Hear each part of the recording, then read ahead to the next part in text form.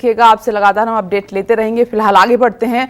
हरियाणा में कांग्रेस की हार के बाद इंडिया गठबंधन, आप देख रहे हैं लगातार जो है सवाल उठाए जा रहे हैं और दरारें भी दिखने लगी हैं। यूपी में समाजवादी पार्टी ने 10 सीटों पर होने वाले उपचुनाव के लिए कांग्रेस से पूछे बिना 6 उम्मीदवारों की घोषणा कर दी। तो महाराष्ट्र में उद्धव ठाकरे की पार्टी ने भी कांग्रेस की हार पर तंज कसना शुरू कर दिया है। वहीं दिल्ली चुनाव की बात करें तो चुनाव से पहले आम आदमी पार्टी भी यही कह रही है कि अगर हरियाणा में कांग्रेस गठबंधन के तहत चुनाव लड़ती तो नतीजे कुछ और ही होते। हरियाणा में कांग्रेस की हार के साथ इंडिया गठबंधन का अंतर्कलह उजागर हो गया। समाजवादी पार्टी ने कांग्रेस की सलाह के बगैर यूपी में 10 सीटों के लिए होने वाले उपचुनाव के लिए अपने 6 उम्मीदवारों की लिस्ट जारी कर दी। समाजवादी पार्टी ने करहल से तेज प्रताप यादव, मिल्कीपुर से अजीत प्रसाद, फूलपुर से मुस्तफा सिद्दीकी, मझावा से ज्योतिबिंद, सीसामऊ से नसीम सोलंकी, कटिहारी से शोभावती वर्मा को समाजवादी पार्टी का उम्मीदवार बनाया। समाजवादी पार्टी के इस लिस्ट से कांग्रेस को झटका लगा क्योंकि कांग्रेस ने समाजवादी पार्टी से 5 सीटों की मांग की थी। यूपी कांग्रेस अध्यक्ष अजय राय ने कांग्रेस नेतृत्व को जिन सीटों से लड़ने का प्रस्ताव दिया था उनमें मिर्जापुर की मझवा, इलाहाबाद की फूलपुर, गाजियाबाद की गाजियाबाद, अलीगढ़ की खैर, मुजफ्फरनगर की मीरापुर शामिल है। हालांकि अजय राय ने यह प्रस्ताव समाजवादी पार्टी को नहीं बल्कि कांग्रेस नेतृत्व को दिया था और यह भी कहा था कि इंडिया गठबंधन यूपी की सभी 10 सीटों पर मिलकर चुनाव लड़ेगा। हम मिलकर लड़ेंगे। 5 सीटों का हमने प्रस्ताव दिया है, जो भाजपा गठबंधन की सीटें जो 22 में जीती थी ये लोग, हमने अपना प्रस्ताव दिया है केंद्रीय नेतृत्व को। केंद्रीय नेतृत्व तय करेगा और मिलकर लड़ेंगे और 10 की 10 भारतीय जनता पार्टी को जमींदोज करेंगे, हराएंगे। जाहिर है कांग्रेस जिन 5 सीटों पर उपचुनाव लड़ना चाहती थी उनमें से कम 2 सीटों फूलपुर और मझवा को तो समाजवादी पार्टी ने पहले ही लॉक कर दिया और सूत्रों की माने तो बाकी बची 4 सीटों पर भी समाजवादी पार्टी अपने उम्मीदवारों की घोषणा कर सकती है। हालांकि कांग्रेस अब भी ये कह रही है कि इंडिया गठबंधन सभी 10 सीटों का उपचुनाव मिलकर लड़ेगा, लेकिन कांग्रेसी ये कहने से भी नहीं चूके कि 5 सीटों के उम्मीदवारों की घोषणा करने से पहले समाजवादी पार्टी ने कांग्रेस से चर्चा करना भी मुनासिब नहीं समझा। बीजेपी ने भी इंडिया गठबंधन की दुखती रख छोड़ी। अब जो चीजें राष्ट्रीय नेतृत्व निर्णय लेगा उसको तय करके गठबंधन क्या बना रहेगा क्या? अच्छे तौर से बना हुआ है, बना रहेगा। क्या कोई चर्चा नहीं हुई थी? इसमें कोई चर्चा नहीं आई है, अभी राष्ट्रीय नेतृत्व निर्णय इस पर लेगा।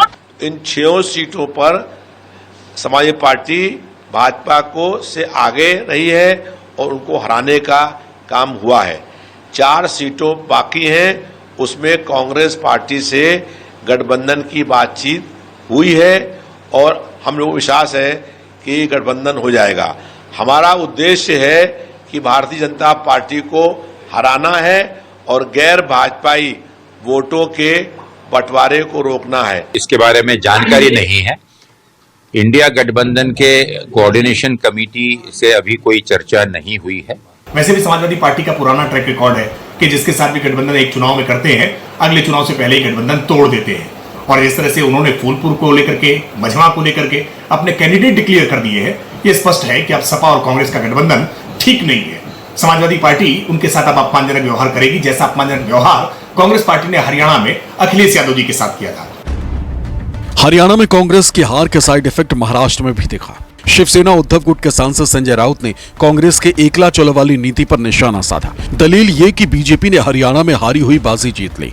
महाविकास अघाड़ी की इस रस्साकशी में बीजेपी ने भी मौका ढूंढ लिया, गर्म लोहे पर हथौड़ा जड़ दिया। हरियाणा में इंडिया गठबंधन नहीं बन पाया। हरियाणा में इंडिया गठबंधन नहीं बन पाया क्योंकि वहां कांग्रेस को लगता था कि बस हम अपने ताकत पर, अपने बलबूते पर जीतेंगे तो सत्ता में और कोई भागीदार नहीं चाहिए। तो हमारे जो मित्र है हुड्डा जी या कांग्रेस के नेता है, उनको लगा कि हम ही जीतेंगे। अगर समाजवादी पार्टी है अखिलेश जी की, आप है केजरीवाल साहब के नेतृत्व में, हमारे जैसे छोटे छोटे दल है, हमारे खाते में 1-2 सीटें आ जाती तो जरूर ये जो चित्र है, ये निर्णय है जो जनता ने दिया, उसमें जरूर बदलाव होता है। इंडिया गठबंधन ने जम्मू और कश्मीर में अच्छा काम किया है और सरकार बनने वाली है और हरियाणा में कांग्रेस ने ये लड़ाई लड़ी है। वहां पे जो बाकी गठबंधन थे वो बन नहीं पाए थे और उनको हार का सामना करना पड़ रहा है। इतनी एंटी इनकम्बेंसी थी, हम देख रहे थे, सवाल उठाए जा रहे थे भारतीय जनता पार्टी पे, इतने इनकमिंग हो रही थी कांग्रेस पार्टी में, जो सबने राइट ऑफ कर दिया भारतीय जनता पार्टी को, फिर भी भारतीय जनता पार्टी जीत कर आई। उनके लिए बधाई का विषय है। साथ ही साथ कांग्रेस के लिए आत्मचिंतन का विषय है कि कहीं टिकट डिस्ट्रीब्यूशन में या कोऑर्डिनेशन में या नैरेटिव सेटिंग में कहीं कहां कमियां रह गई। महाराष्ट्र में भी जैसे हरियाणा में विकास नीति जीत गई, तो महाराष्ट्र में फिर महायुति विकास नीति के बलबूते पर जीतेगी, क्योंकि 2.5 साल में जो महाविकास आघाड़ी ने किया हुआ काम, 2 साल में महायुति ने किया हुआ काम, हम जनता के दरबार में इसको रखना चाहते हैं। दूध का दूध पानी का पानी होने दो। हमने किया हुआ काम, उन्होंने महाविकास आघाड़ी ने बंद किए हुए प्रकल्प जो है उसे हमने शुरू किए। जीत के साथ सब जुड़ना चाहते हैं, हारे हुए को सिर्फ कोसा जाता है। हरियाणा के नतीजों के बाद कांग्रेस को पूरे देश से कुछ ऐसा ही अनुभव मिल रहा है। यूपी और महाराष्ट्र के बाद दिल्ली में आम आदमी पार्टी भी कांग्रेस की कमियां गिना रही, तो जहां अगले साल चुनाव होने हैं, उस बिहार में कांग्रेस और उसके सहयोगियों के खिलाफ बयानबाजी तेज हो गई। विरोधी तो पहले से ही कांग्रेस को कोस रहे थे, अब इंडिया गठबंधन के हिस्सेदार भी कांग्रेस को कटघरे में खड़ा कर रहे हैं। मुख्यमंत्री तो कांग्रेस का बनना था, सरकार कांग्रेस की बननी थी। हम लोग कह रहे थे गठबंधन कर लो, गठबंधन कर लो, गठबंधन कर लो, गठबंधन नहीं किया। अब इसके बारे में कांग्रेस पार्टी से पूछिए, उन्होंने क्यों नहीं किया। अब उनके बहुत सारे बयान उनके नेताओं के सोशल मीडिया पे वायरल हो रहे हैं, हमको कुछ समझते ही नहीं थे। तो अब आप उनसे पूछिए बारे में। हरियाणा में दंड बैठक कर रहे थे, और दंड बैठक में हालात यह है कि राष्ट्रीय जनता दल के, चूंकि यह परिवारवाद की पार्टी है, तो उसका भी दूरगामी असर हरियाणा में दिखाई पड़ रहा था, और बिहार के लोगों के हकमारी करके पलायन पर भाषण देते हैं। हरियाणा से लाकर राज्यसभा का सदस्य बनाया, और उसके बावजूद इनके सगे संबंधी चारों खाना चित्त हो गए। हरियाणा और जम्मू कश्मीर में जो होना था वो हो गया, लेकिन अब महाराष्ट्र और झारखंड में चुनाव होने तो दिल्ली और बिहार के लिए भी सियासी बिसातें बिछने लगी। बीजेपी जहां इंडिया गठबंधन को कमजोर करने में जुटी है, तो इंडिया गठबंधन की पार्टियां भी कांग्रेस को इशारों में आंख दिखा रही। Bureau report, news 24। आगे बढ़ते हैं। दिल्ली में मुख्यमंत्री आवास को लेकर बवाल मच गया है। आप जानते हैं, आम आदमी पार्टी लगातार सवाल उठा रही है कि सरकार के कहने पर ऐसा हुआ है। दरअसल आतिशी जो है बंगले में रहने आ गई थी, और पीडब्ल्यूडी का कहना है कि बिना पूछे आतिशी ने बंगले में शिफ्ट किया। दिल्ली के सीएम ऑफिस की ओर से आरोप यह लगाया गया है कि देश के इतिहास में पहली बार हुआ है जब सीएम आवास खाली कराया गया है। चुनाव लड़ रहे, 3 बार से चुनाव हार रहे, 27 साल से भारतीय जनता पार्टी दिल्ली में चुनाव हार रही है। अब जब जीत नहीं पा रहे हैं तो कह रहे मुख्यमंत्री आवास पे कब्जा कर लो। सिर मुड़ाते ही ओले पड़े। मुख्यमंत्री आवास में अरविंद केजरीवाल की जगह आतिशी के शिफ्ट होते ही बंगला सील हो गया। मुख्यमंत्री कार्यालय ने आरोप लगाया कि बीजेपी के इशारे पर एलजी ने मुख्यमंत्री आतिशी को जबरन बाहर निकाल दिया, घर का सामान भी बाहर फेंक दिया, और बीजेपी अब अपने किसी नेता को ये घर आवंटित कर मुख्यमंत्री के बंगले पर कब्जा करना चाहती है। लेकिन बीजेपी ने दावा किया कि केजरीवाल ने आतिशी को असंवैधानिक तरीके से बंगला सौंपा था, लिहाजा शीश महल सील कर दिया गया।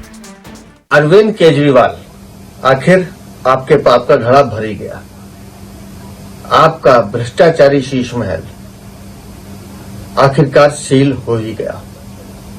आज सुबह ही भारतीय जनता पार्टी ने मांग की थी कि वो भ्रष्टाचारी बंगला शीश महल, जिसका सैंक्शन प्लान पास नहीं हुआ, जिसको कंप्लीशन सर्टिफिकेट अथॉरिटीज की तरफ से नहीं मिला, उसमें आखिरकार आप कैसे रह रहे थे। और आप तो रह रहे थे, लेकिन कैसे चोर दरवाजे से आप अपनी खड़ाऊ मुख्यमंत्री को घुसाना चाहते थे। मुख्यमंत्री के तौर पे आतिशी जी को उस आवास में जाना था, तो उन्होंने ये 2 पत्र है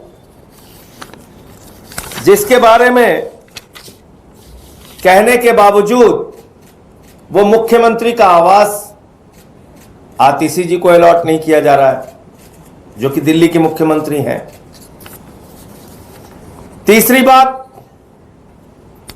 उन्होंने वहां पर मुख्यमंत्री का कैंप कार्यालय बनाकर मीटिंग शुरू की, तो वो मीटिंग